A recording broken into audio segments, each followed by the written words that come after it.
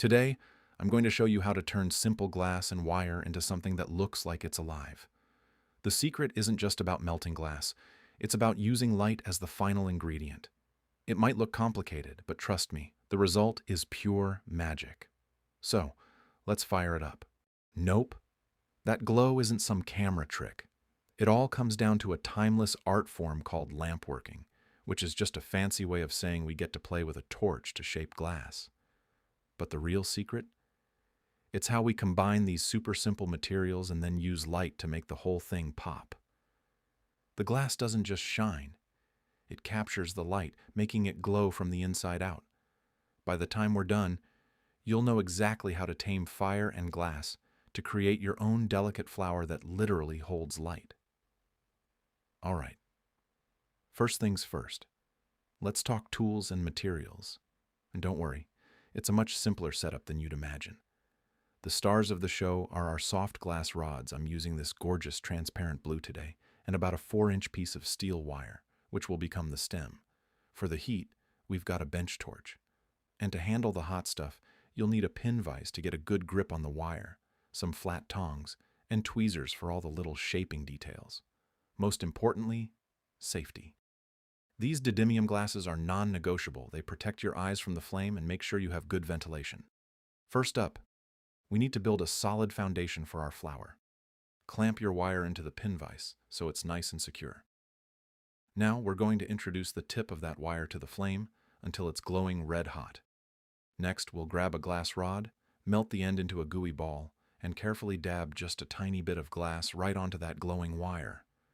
Think of it as a little anchor point that our petals will stick to. Now for my favorite part, making the petals. We'll heat the end of our blue glass rod until it gets all molten and looks like honey.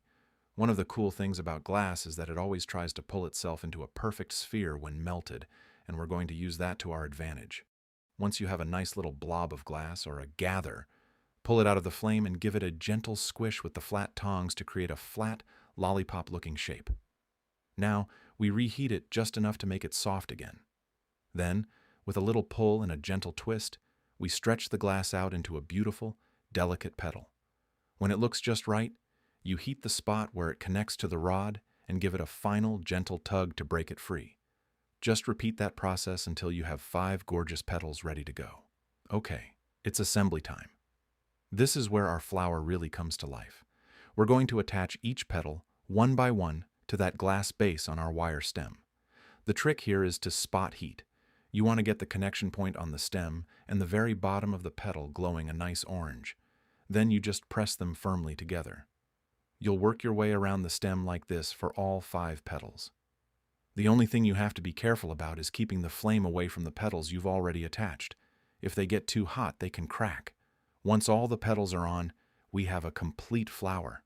But right now, it's incredibly fragile because of all the stress from the heat. To make it strong enough to last, we have to anneal it. That just means it takes a long, slow nap in a kiln. Cooling it down super slowly like this over several hours gets rid of all that internal stress in the glass, which is what prevents it from cracking later on. And here we go. Fresh out of the kiln, fully cooled, and perfectly strong. In regular room light, it's a stunning little glass sculpture. But we didn't go through all this just to make a pretty flower. We made a vessel for light. The real magic happens when you play with the lighting. It's a simple technique called backlighting. When you put a light source behind the flower, the light shoots through the translucent glass instead of just bouncing off it. That's what creates that incredible, otherworldly glow. The shape of the petals, the clarity of the glass, it's all designed to catch that light and diffuse it, making the whole flower look like it's lit from within. It doesn't matter if you use a tiny LED or just the sun from a window. The effect is absolutely breathtaking. So there you have it. We took a humble glass rod and a bit of wire and turned it into a flower that actually glows. The secret was all about the lamp working, and just knowing how to use the glass and light to create a little bit of magic. It definitely takes some patience, but I think you'll agree the result is so worth it. Honestly, if I can do this, you absolutely can too. What color would your flower be? Let me know down in the comments. I'd seriously love to see what you all come up with. If you had fun with this and want to learn more artistic secrets, do me a favor and hit that like button and subscribe. Thanks for hanging out with me, and happy creating.